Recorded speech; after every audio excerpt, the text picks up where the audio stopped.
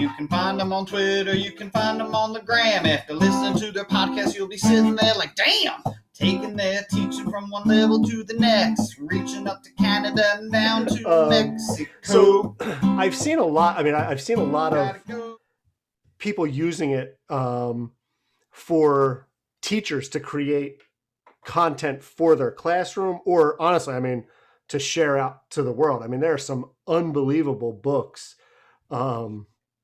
But I'm thinking that Ragnar is one of the guys on Twitter, has just an enormous series of books that he has of like how-to guides for WeVideo and Book Creator and Google. And I mean, so like, can you speak a little bit to like how teachers can kind of use it to create content for themselves for their class rather than the kids version? Yeah, or the kids, tools. Sure, absolutely. And I think what's interesting is when I started, it was a complete opposite. Like I had no intention of creating anything for my kids to start. It was all about them. I wanted them to, I was tired of making things for them.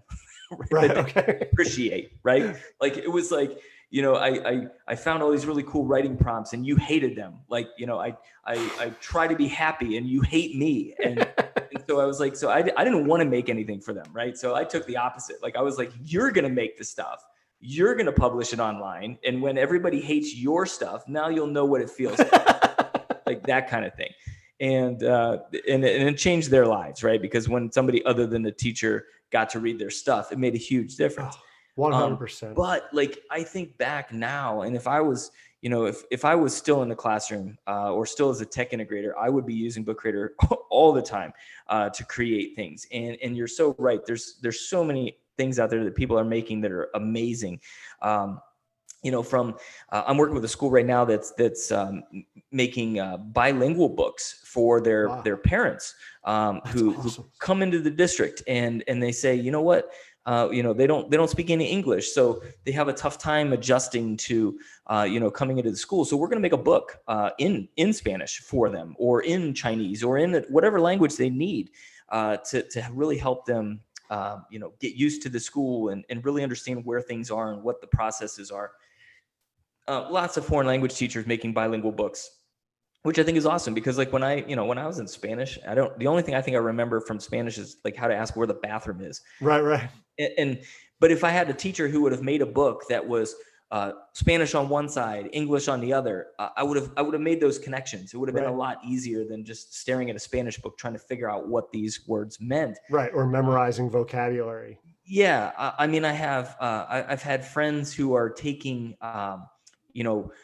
classic literature and color coding it so that if if it's in red, it happened in the past. If it's in green, it's happening in the future. Wow. If it's yellow, it's happening right now. Color code characters so you know who's talking at certain times. Following up, the literature with videos. That understanding. I mean, those things would have helped me tremendously when I was in school. So there's a lot of teachers doing that. A lot of teachers, even when I was in a classroom, I'd look at a reading series or something and say, this is not what my kids are like. Like these kids don't understand what a farm living is. Like, this is not their life. We live in a city, or, and so being able to create books that have them as characters, or that have their own neighborhoods as situations, is really meaningful to them. And we can take that learning and just put it in their world, and it helps them. I'm seeing teachers use it for yearbooks. Yep. I've seen teachers use it for with this whole remote learning and COVID thing that's going on. Right.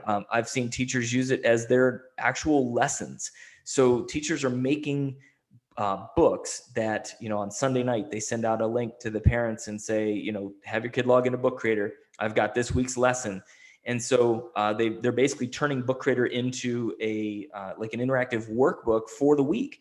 So you've got these kids, they find the book, they make a copy, and then once they make that copy, they can edit that book. And so you open it up on page 1, it says Monday, read the story, listen to the story. Here's a grammar section using the pen tool, draw lines from the words that are synonyms with each other. And then you flip the page and it's math, and then flip the page and it's social studies. And so these kids are using all of those different features inside Book Creator to, to really just enhance what they're getting in the classroom, because some of us are not physically there. Right. Yeah, it's amazing. And I think what's really amazing about Book Creator is like how simple it is. Yeah. Because it's literally 2 buttons, the plus button and the inspector, and that's it. And I have, kids from kindergarten all the way on up making books. My one son, my son, he was 4 when he made his first book. My daughter is 6 and my other daughter is 3. And, we're using it to do, learning in the house, while we're doing it. And same activity, but differentiated between 3 different age levels, right? All in Book Creator. But as simple as it is, you can make it as complex looking as you want. And if you look at our resource page and you look at some of the books that are in there, they're phenomenal. Yeah. And I remember I think it was the emoji book. I remember looking at the emoji book and I was like, this is unbelievable.